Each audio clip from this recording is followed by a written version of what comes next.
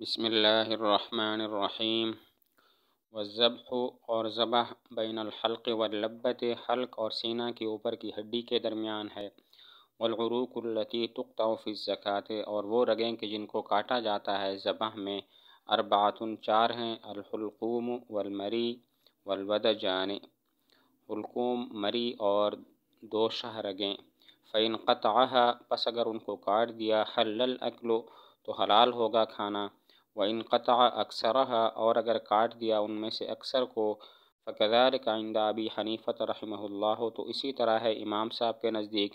وقال رحمہم اللہ صاحبین فرماتے ہیں، لا بد من قطع الحلقوم والمریء ضروری ہے حلقوم اور مری کو کاٹنا، وأحد الودجین اور دو شاہ رگوں میں سے ایک کا۔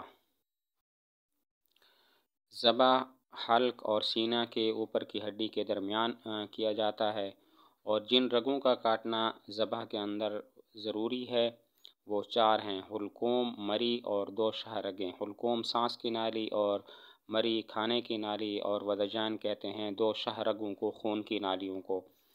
تو اگر یہ تمام کاٹ دے تو کھانا حلال ہو جائے گا، اور اگر ان چار میں سے اکثر یعنی تین کاٹ دے تو کیا ہوگا؟ امام صاحب رحمۃ اللہ علیہ فرماتے ہیں اب بھی کھانا حلال ہوگا، جبکہ صاحبین فرماتے ہیں کہ حلقوم، مری اور ایک شاہ رگ کو کاٹنا ضروری ہے۔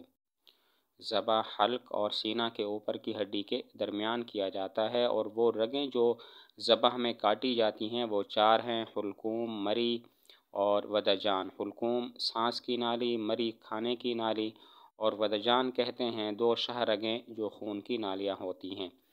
تو اگر یہ ساری کاٹ دیں تب تو کھانا حلال ہے، اور اگر ان میں سے اکثر کاٹ دے تو اب بھی امام صاحب رحمۃ اللہ علیہ کے نزدیک کھانا حلال ہے، جبکہ صاحبین فرماتے ہیں حلقوم، مری اور ایک شاہ رگ کو کاٹنا ضروری ہے۔ وَيَجُوزُ الذَّبْحُ اور ذبح جائز ہے باللیتۃ بانس کی لکڑی کے ساتھ، والمروۃ اور پتھر کے ساتھ، وبکل شیء اور ہر اس چیز کے ساتھ، انہر الدم جو خون کو بہا دے، الا السن القائمہ مگر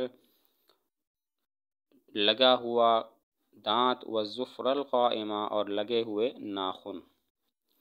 بانس کی لکڑی، پتھر کے ساتھ ذبح جائز ہے، ہر ایسی چیز کے ساتھ ذبح جائز ہے جس سے خون بہہ جائے، لیکن دو چیزیں مستثنیٰ ہیں، ان سے ذبح جائز نہیں ہے۔ نمبر ایک اپنے دانتوں سے جو ابھی تک منہ کے اندر موجود ہیں، اور نمبر دو لگے ہوئے ناخن۔ ہاں اگر دانت اکھڑ گئے ہوں، دانت نکلے ہوئے ہوں، یا ناخن نکلے ہوئے ہوں، کاٹے ہوئے ہوں، تو ان کے ذریعے اگر ذبح کیا جاتا ہے اور خون بہہ جاتا ہے تو پھر یہ جائز ہو جائے گا۔ ذبح بانس کی لکڑی اور پتھر کے ساتھ جائز ہے، اور ہر ایسی چیز کے ساتھ جائز ہے کہ جو خون بہا دے، لیکن لگے ہوئے دانت اور لگے ہوئے ناخنوں کے ساتھ ذبح جائز نہیں ہے۔ وَيُسْتَحَبُّ اور مستحب ہے، أَن يُحِدَّ الذَّابِحُ شَفْرَتَهُ کہ تیز کرے ذبح کرنے والا اپنی چھری کو۔ ذبح کرنے والے کو چاہیے کہ ذبح کرنے سے پہلے اپنی چھری کو تیز کر دے۔ وَمَنْ بَلَغَ بِالسِّكِّينِ النُّخَاعَ اور جو پہنچ گیا چھری کے ساتھ حرام مغز تک، قطع الرأس جس نے سر کو کاٹ دیا، کُرِہَ لَهُ ذَلِکَ تو اس کے لیے مکروہ ہوگا، وَتُؤْکَلُ ذَبْحُهُ اور اس کا کھایا جائے گا اس کا ذبیحہ۔ اگر چھری اتنے برے طریقے سے چلاتا ہے کہ حرام مغز تک پہنچ جاتا ہے، یا اس اتنا ذبح کرتا ہے کہ سر کو بھی کاٹ دیتا ہے، تو یہ مکروہ ہے، لیکن ذبیحہ حلال ہوگا، اس کو کھایا جا سکتا ہے۔ اگر چھری اتنی چلائی کہ حرام مغز تک پہنچ گیا، یا اتنی چلائی کہ پورا سر کاٹ دیا، تو یہ مکروہ تو ہے لیکن ذبیحہ حلال ہوگا اور اس کو کھانا جائز ہوگا۔ وَإِنْ ذَبَحَ الشَّاةَ اور اگر ذبح کیا بکری کو، مِنْ قَفَاهَا اس کی گدی سے، فَإِنْ بَقِيَتْ حَيَّةً پس اگر وہ باقی رہی زندہ، حَتَّى قَطَعَ الْعُرُوقَ یہاں تک کہ کاٹ دی رگیں، جازا تو یہ جائز ہے، وَيُكْرَهُ اور مکروہ ہے۔ وَإِنْ مَاتَتْ اور اگر وہ مر گئی، قبل قطع العروق رگوں کے کاٹنے سے پہلے، لم تؤکل تو اس کو نہیں کھایا جائے گا۔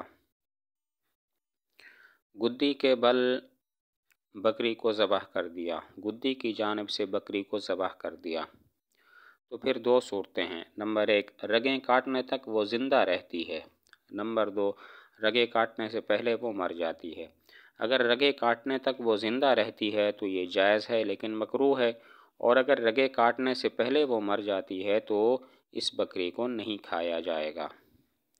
اگر بکری کو گدی سے ذبح کیا تو دو صورتیں ہیں۔ نمبر ایک، رگیں کاٹنے تک وہ زندہ رہتی ہے، اور نمبر دو، رگیں کاٹنے سے پہلے وہ مر جاتی ہے۔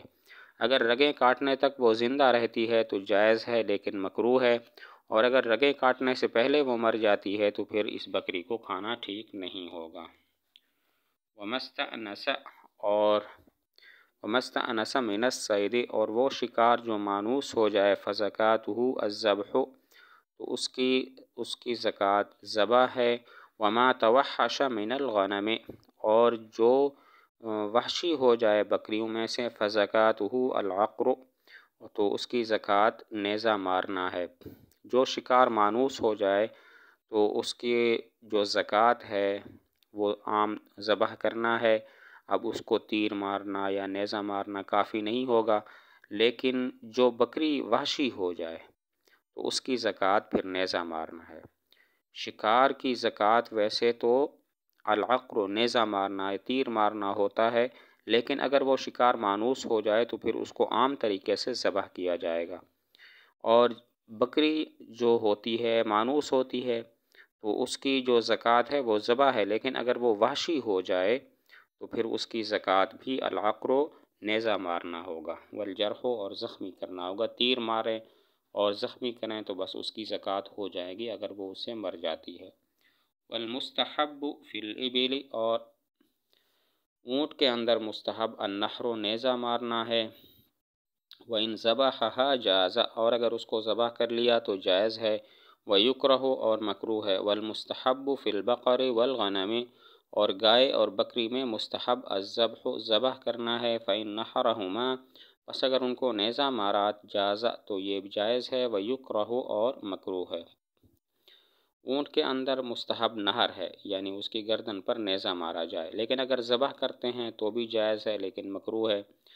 گائے اور بکری میں مستحب یہ ہے کہ انہیں ذبح کیا جائے، لیکن اگر ان کی گردن پر نیزہ مارا جاتا ہے، نہر کیا جاتا ہے، تو یہ بھی جائز ہے لیکن مکروہ ہے۔ اونٹ میں مستحب نہر ہے، نیزہ مارنا ہے گردن پر، لیکن اگر اونٹ کو ذبح کرتے ہیں تو بھی جائز ہے اور مکروہ ہے۔ اور گائے اور بکری میں مستحب ذبح ہے، لیکن اگر ان کے سینے پر نیزہ مارا جاتا ہے تو یہ بھی جائز ہے لیکن مکروہ ہے۔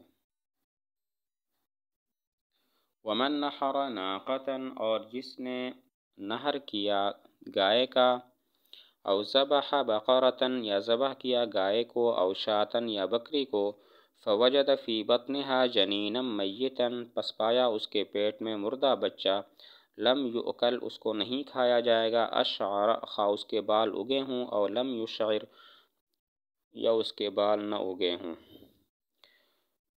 اونٹ کو ذبح کیا یا گائے یا بکری کو ذبح کی، ناقدن، اونٹنی کو نہر کیا یا گائے یا بکری ذبح کی اور پیٹ میں سے مردہ بچہ نکلا تو اس بچے کو نہیں کھایا جائے گا، خواہ اس کے بال اگے ہوں یا نہ اگے ہوں۔ اونٹنی کو نہر کیا یا گائے یا بکری کو ذبح کیا اور پیٹ میں سے مردہ بچہ نکلا تو پھر اس بچے کو کھانا ٹھیک نہیں ہوگا، خواہ اس کے بال اگے ہوں یا اس کے بال نہ اگے ہوں۔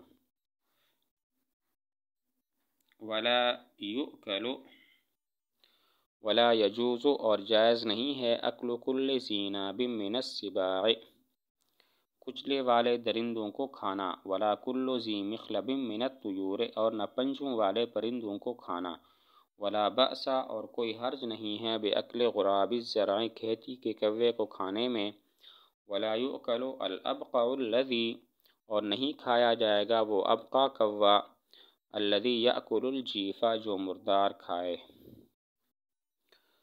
کچلی والے درندے اور پنجوں والے پرندے، ان کو کھانا جائز نہیں ہے، اور البتہ کھیتی کا کوا، اس کو کھانا جائز ہے، اور وہ ابقع کوا جو مردار کھاتا ہے اس کو کھانا ٹھیک نہیں ہے۔ کچلی والے درندے اور پنجوں والے پرندوں کو کھانا جائز نہیں ہے۔ کوا، کھیتی کے کوے کو کھانا جائز ہے، اور اس ابقا کوے کو کھانا جائز نہیں ہے جو مردار کھاتا ہے۔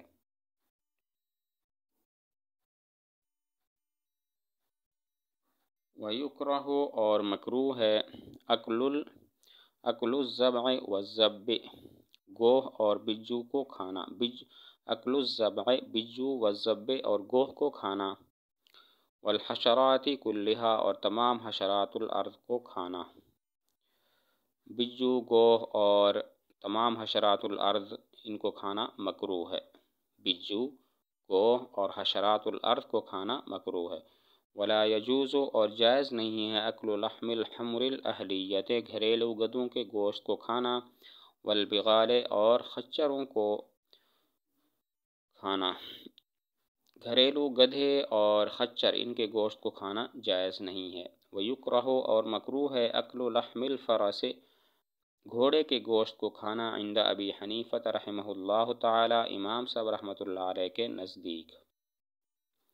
ولا بأس باکل الارنب اور کوئی حرج نہیں ہے خرگوش کو کھانے میں۔ گھوڑے کا گوشت امام صاحب رحمۃ اللہ علیہ کے نزدیک مکروہ ہے، البتہ خرگوش اس کو کھانا جائز ہے۔ گھوڑے کا گوشت کھانا امام صاحب رحمۃ اللہ علیہ کے نزدیک مکروہ ہے، لیکن خرگوش کو کھانا جائز ہے، کوئی مکروہ نہیں ہے۔ وَإِذَا ذُبِحَ اور جب ذبح کیا جائے، مَا لَا يُؤْكَلُ لَحْمُهُ اس جانور کو جس کا گوشت نہیں کھایا جاتا، طَهُرَ جِلْدُهُ وَلَحْمُهُ پاک ہو جائے گی اس کی کھال اور اس کا گوشت، إِلَّا الْآدَمِيُّ وَالْخِنْزِيرُ سوائے انسان اور خنزیر کے، فَإِنَّ الزَّكَاةَ لَا تَعْمَلُ فِيهِمَا اس لیے کہ زکوٰۃ ان میں عمل نہیں کرتی۔ جن جانوروں کا گوشت نہیں کھایا جاتا، اگر ان کو ذبح کر دیا جائے تو ان کی کھال پاک ہو جاتی ہے، ان کا گوشت پاک ہو جاتا ہے، یعنی کہ جسم یا کپڑے پر لگ جائے تو وہ نجس نہیں ہوتا، لیکن انسان اور خنزیر کی کھال اور اس کا گوشت بالکل پاک نہیں ہوتا، زکوٰۃ ان میں عمل نہیں کرتی، اگر ذبح کر دیا جائے تب بھی یہ پاک نہیں ہوتے۔ ایسے جانور کہ جن کا گوشت نہیں کھایا جاتا، اگر ان کو ذبح کر دیا جائے تو ان کی کھال اور ان کا گوشت پاک ہو جاتا ہے، بئی معنی کہ وہ اگر کپڑے یا جسم پر لگ جائے تو کپڑا یا جسم ناپاک نہیں ہوتا، لیکن آدمی اور خنزیر ایسے ہیں کہ ذبح سے ان کا گوشت اور ان کی کھال پاک نہیں ہوتی۔ ولا یؤکل اور نہیں کھایا جائے گا من حیوان الماء پانی کے جانور میں سے، الا السمک سوائے مچھلی کے، ویکرہ اکل الطافی منہ اور مکروہ ہے اس مچھلی کا کھانا جو پانی پر تیرے، الطافی تیرنے والے۔ ولا بأس اور کوئی حرج نہیں ہے باکل الجریس جریس اور مار ماہی کو کھانے میں، ویجوز اکل الجراد اور جائز ہے کھانا ٹڈی کا، ولا زکاة لہ اور اس کے لیے کوئی ذبح نہیں ہے۔ سمندری جانور پانی کے جانوروں میں سے سوائے مچھلی کے باقی سب حرام ہیں، اور جو مچھلی اگر تیر رہی ہو پانی پر مردہ حالت میں تو اس کو کھانا مکروہ ہے۔ جریس اور مار ماہی یہ مچھلی کی اقسام ہیں، ان کو کھانا بھی جائز ہے، اور ٹڈی کو کھانا بھی جائز ہے، اور اس کو کوئی ذبح کرنا بھی ضروری نہیں ہے۔ پانی کے جانوروں میں سے سوائے مچھلی کے کسی کو کھانا جائز نہیں ہے، اور مچھلی اگر پانی پر تیرتی ہوئی پائی جائے تو اس کو کھانا بھی مکروہ ہے۔